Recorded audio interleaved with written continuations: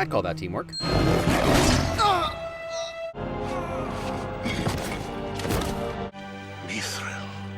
So I'll talk about why I'm using very little extended edition material later, but this is a perfect example of why the theatrical edit was better in my opinion. Mithril. Bilbo had a set of mithril rings. We hear about Bilbo's mithril shirt when he gives it to Frodo, and then we don't think about it again until Frodo unbuttons his overshirt. Plenty of us remembered he had it, I'm sure, but this extended scene where Gandalf talks about the mine and comes right out and says Bilbo had a mithril shirt right before the battle would have removed all of the tension. More creepy imagery from the guy who directed The Frighteners. Maybe outnumbered, but what better way to set up a new danger than to have the current danger, an army of goblins, flee like little babies. And shining light is not something you usually associate with the ultimate evil. Great play on our expectations. This foe is beyond any of you. Run! Honesty. Yep. Not the beard! It is a beautiful beard. And a testament to the director and writers is that this was one short line in the screenplay turned into one of the more memorable scenes. One of the most terrifying fantasy creatures ever, and while it's because of how beautifully designed it is, it's also because of how grounded in our reality everything has been up until this point. You shall not pass!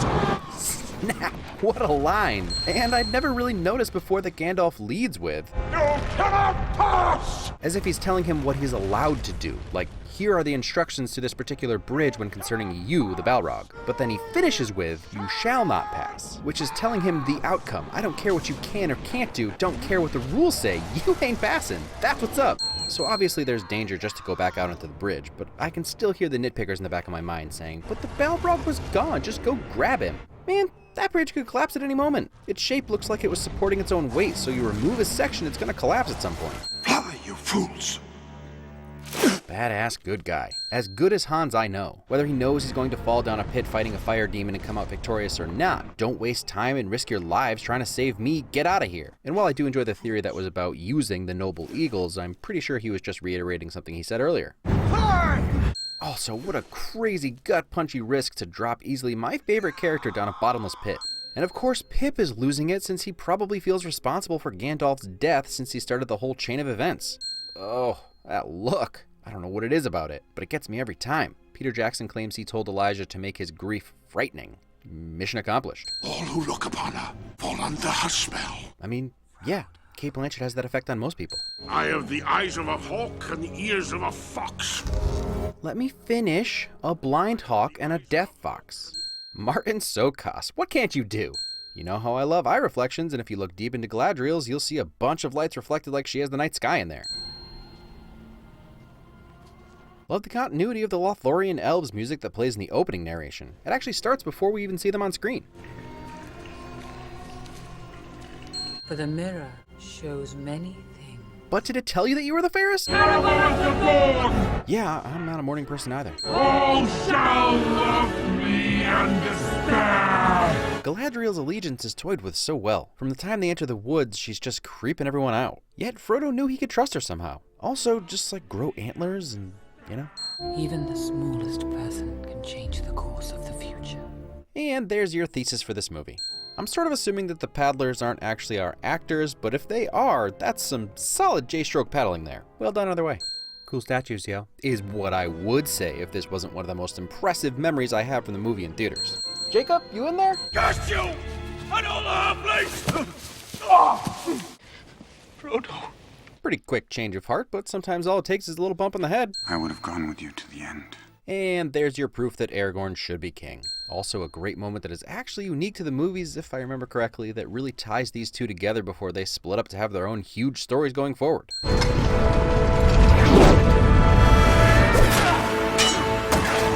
Another badass good guy. A little unorthodox usage of an arrow and a double kill. Run, Frodo. Go. Self-sacrifice. And this final battle of the movie gives everyone a chance to show off some skills, help each other out, and otherwise kick some Uruk-hai butt. Saving a new halfling buddies. Still one of my favorite long takes. You might be thinking, must be fake, you can't crane over that far. No one was really using drones for filming yet, but what they did was throw a camera on a cable and control it by remote. And it was at this point that anyone who'd seen at least 2 Sean Bean movies knew exactly what was coming, but it didn't make it hurt any less. Since I complimented the paddling technique, let's make fun of this fool for the worst, most ridiculous draw technique I've ever seen. Stupid alerts. You're not good enough for the book. Just kidding, he's awesome. And before you even get to be sad, Boromir badass good guys it up and keeps fighting, arrow in chest and all.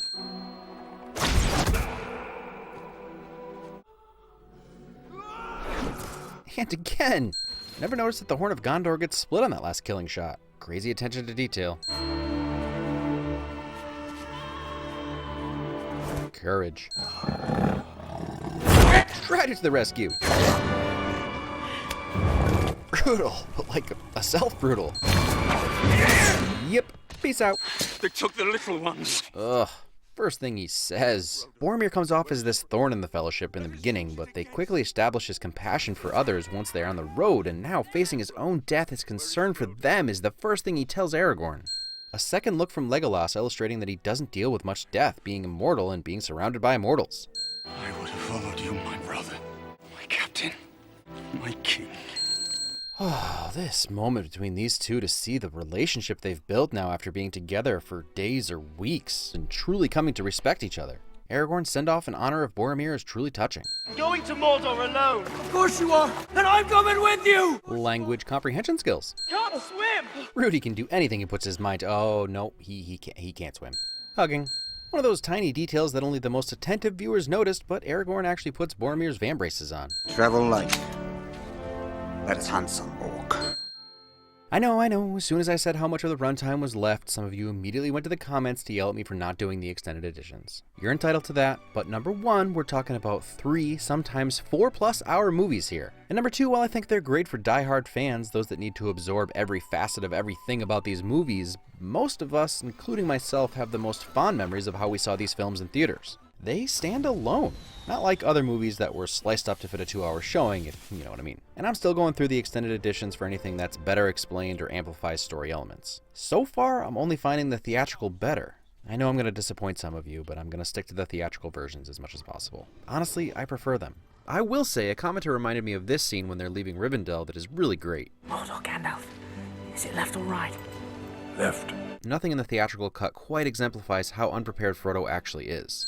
Obviously, there's some awesome stuff in there, and I'll try to catch as much as I can. The other elephant in the room is that I did and am going to continue to steer clear of the books as much as possible because it's just too much to talk about. So for this trilogy, the books mostly don't matter. I haven't read them since middle school, and it just makes sense to talk about how the films succeeded since they are more dense than most books by themselves. My recollection and understanding is that while the same story beats are followed, for the most part, they're arguably different works of art with some very different characterizations. The only other thing I'll say about it is that Tolkien needed the advice that so many authors have taken. Kill your darlings. Fortunately, Peter Jackson did it for him. Alright, so disclaimers out of the way, man I love this trilogy. But specifically this film. I'll be honest, I was dreading starting this series a little because, well, I've seen Fellowship quite a few times. I was burnt out on it. It was a movie that would be on in the background at parties I went to in high school. And while that does sound lame, if you weren't in high school when these movies came out, you really can't wrap your mind around the impact they had on people my age. I could recite entire sections at one time. While watching it, there is no line or scene that ever surprises me. So I'd forgotten how impactful and well told this story is. Within the first 5 minutes of writing and watching, I got excited again and started really thinking about the story and the rings and the characters and fell in love all over again. All that said, this is probably a weird category of win, but this movie has so many quotable lines, at least to me and my friends and family. Keep it secret, keep it secret. I ain't been dropping no eaves, sir, honest. A little late for trimming the verge, don't you think? Buckleberry Ferry. Brandywine Bridge. And they call it a mine. A mine! Fool of a took. All literally things I say at least on an annual basis. Very little contextual association necessary. Going to any location with any name? Buckleberry Ferry. This series is something exceedingly special, and it goes beyond how well it's made or how engaging, fun, and moving the story is. If you followed anything related to the production of these films at all, which was hard to avoid at the time, you know that they were filmed back to back and the entire cast pretty much moved to New Zealand for a couple years to make them. So the movie itself has this sense of weight and scale of narrative that takes its time getting started and then scrawls an entire continent by the end. But there's also this, peering behind the curtain feeling because you know how important these films were to the cast and crew. And the actual, real, lifelong friendships they built are evident and come through on screen. Gandalf's first scene with Frodo showcases a long relationship. Everyone just seems comfortable with each other.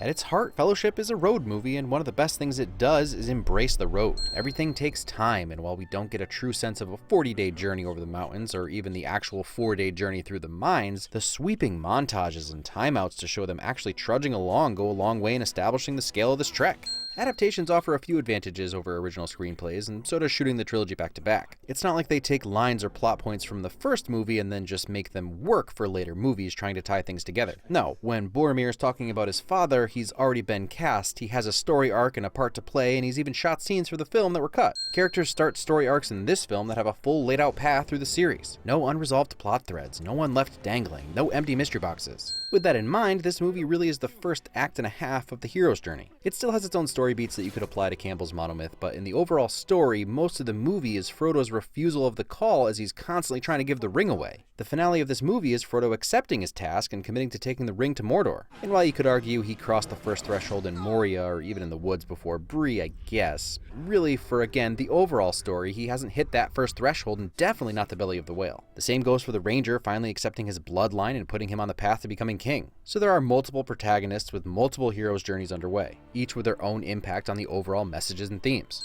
I think the biggest theme in this film is basically small things can have big impacts. And not just literally small people, it's also the butterfly effect. Gandalf brings it up in Moria a little bit. One little decision changed the course of history. And in Middle-earth, where there are magical wizards capable of lightning strikes, shadow demons with whips made of fire, and Benedict Cumberbatches, the saving of Middle-earth falls to not only the smallest, but the simplest and least powerful creature. And it's by design. The only real thing missing from the Tom Bombadil story thread was how the ring had barely any effect on him, which honestly may have made things even more confusing since he doesn't come up again, but it does paint a continuum, if you will, of how the ring interacts with people. You've got Gandalf, knowing his power is too great to even consider what having the ring would be like. Boromir believes he can use it himself, but is also smart enough to know he shouldn't touch it, and then Galadriel gives Frodo a taste of what a Dark Queen would look like. This scary face being the extent of Bilbo's corruption, and even Gollum being seemingly the max evil that would happen to a hobbit are what make Frodo the perfect choice.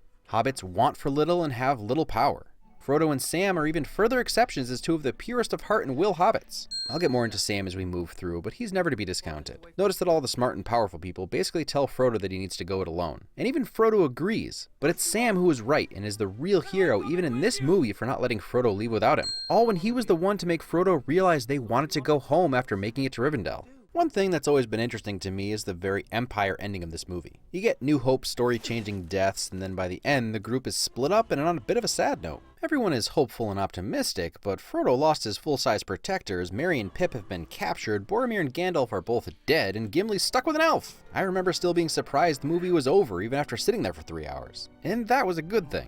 And the main thing that makes that immersion so immersive is the insane level of detail put into everything. The lengths they went to make sure that the scale of the hobbits versus the Longshanks were believable. Not a whole lot done digitally, most with bigger or smaller stand-ins for shot reverse shots, some forced perspective stuff, and different sized props as well. And that's to say nothing of the beautifully detailed and handcrafted costumes. The attention to detail and the overall composition of these films is something that can't be overstated. Every piece of music plays thematically with what's happening in the story in an operatic way, meaning particular character or group themes are overtaken by other group or character themes when that's what is happening on screen. The level of reality in these films is something very rarely seen. The Shire is a real place. They built it 3 times, one for small guys, one for big guys, and one for on-location shots. While matte paintings and CGI are used here and there, mostly when they had no other option, most places are actual locations. And holy crap are they stunning. New Zealand, you're a magical place. And not just because of Taika Waititi, Rhys Darby, Jermaine Clement, and Brett McKenzie. I know, there's a lot of them, I'm showing some favoritism, sorry. Carl Urban?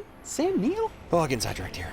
Even when they shot miniatures, every different crew had the full support that the main unit did. Real snow was used whenever possible. Couldn't quite fake molten metal for forging swords? Okay, just film in a forge and put the foundry workers in full orc makeup and costumes. Yeah, when talking about attention to detail and levels of care, the Lord of the Rings trilogy, again, stands alone. And I know I keep talking about the trilogy, but that's just because it all applies to the entire trilogy. All of the examples so far have been from Fellowship. We haven't even started talking about motion capture or epic battles, but that's for next time. So, the Fellowship of the Ring. Possibly my favorite, but honestly I'll be reassessing as I go through. And just as a heads up, I'm spacing them out because they are beasts to undertake. The reason I'm finally doing them is to lead up to Mortal Engines, which comes out in a few months. It's produced by Peter Jackson and written by 2 of the writers from these movies, and it's got Hugo Weaving. So, connections. But next week, one that will make some of you mad for a weird but acceptable reason.